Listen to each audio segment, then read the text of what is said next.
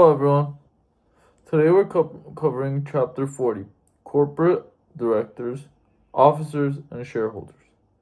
In a corporation, there are three major groups: the Board of Directors, Corporate Officers, and Shareholders. Each group has different responsibilities, powers, rights, and duties. Understanding how they work together is essential to understanding corporate law. Directors and Board of Directors. The Board of Directors is the ultimate authority in a corporation. Their main job is to make major policy decisions and oversee the corporation. Some of their responsibilities include selecting and removing corporate officers, determining the corporation's capital structure, declaring dividends, settling overall corporate policy. Directors do not usually manage the corporation's day-to-day operations. Instead, they supervise the officers who do. Election and removal. Directors are elected by shareholders. Typically, directors serve one-year terms, although some corporations use staggered terms to provide continuity. A director may be removed for cause, such as failing to perform required duties. Vacancies may be filled by either the shareholders or the board, depending on state law and corporate bylaws. Meetings. The board conducts businesses through formal meetings. A quorum, which is usually a majority of directors, must be present before business can be conducted. Each director generally gets one vote, and most decisions are made by majority vote. Rights of directors. To do their job effectively, directors have several important rights. Right of inspection. Directors can inspect corporate books, records, facilities, premises. This allows them to make informed decisions. Right of participation. Directors have the right to attend board meetings, receive notice of meetings, participate in discussions and voting. Right of indemnification. If directors become involved in lawsuits because of their position, the corporation may reimburse them for legal expenses. This protection is called indemnification. Duties of directors. Because directors hold positions of trust, they are considered fiduciaries. This means they owe important legal duties to the corporation and its shareholders. Duty of care. The duty of care requires directors to act in good faith, use reasonable care, make informed decisions, and act in the corporation's best interests. Directors are expected to investigate issues and understand important facts before making decisions. Duty of loyalty.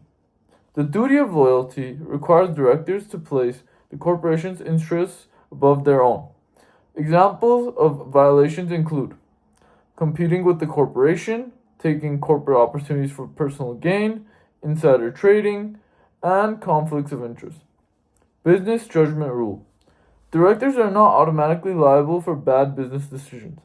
Under the business judgment rule, courts generally protect directors when they act in good faith, make informed decisions, and have no conflict of interest. This encourages directors to make business decisions without fear of constant lawsuits. Corporate officers. Corporate officers handle the corporation's daily operations. Common officers include president, vice president, secretary, treasurer. Unlike directors, officers actively manage the business every day. Officers are appointed by the board of directors and may be removed by the board at any time. Officers also act as agents of the corporation. This means they can legally bind the corporation when acting within their authority. Duties of officers. Like directors, officers owe a duty of care and a duty of loyalty. They must act honestly, avoid conflicts of interest, make informed decisions, and act in the corporation's best interests. Shareholders. Shareholders are the owners of the corporation. By purchasing stock, the shareholders gain an ownership interest in the company. However, shareholders do not manage daily operations. Instead, they exercise control mainly through voting. Powers of shareholders. Shareholders elect directors and vote on major corporate matters. Their approval is often required for mergers, dissolutions, major asset sales, and amendments to articles of incorporation or bylaws. Shareholder meetings. Corporations must hold annual shareholder meetings. Special meetings may also be called when necessary. Shareholders may vote in person or by proxy. A proxy allows another person to vote on the shareholder's behalf. Rights of shareholders. Shareholders enjoy several important rights. Voting rights. Most shareholders receive one vote for each share they own. Dividend rights. If the board declares dividends, shareholders receive payments based on the number of shares they own. Inspection rights. Shareholders may inspect certain corporate records for proper purpose. And transfer rights. Shareholders generally have the right to sell or transfer their shares, and also preemptive rights. Some shareholders have preemptive rights. These rights allow them to purchase newly issued shares before outsiders can buy them, helping maintain their ownership percentage. And lastly, derivative suits. If directors fail to protect the corporation, shareholders may bring a shareholder derivative suit on behalf of the corporation. Any money recovered usually goes to the corporation, not directly to the shareholder. Majority shareholders.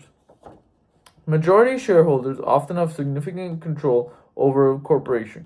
Because of this power, they may owe fiduciary duties to minority shareholders. A majority shareholder cannot unfairly exclude minority shareholders from benefits or opportunities. If they do, minority shareholders may sue for damages. To summarize, directors oversee the corporation and make major policy decisions. Officers manage the corporation's daily operations. Shareholders own the corporation and exercise control through voting. Directors and officers owe fiduciary duties, including the duty of care and duty of loyalty, while shareholders enjoy important rights such as voting, dividend, inspection, and derivative suits. Together, these three groups form the foundation of corporate governance.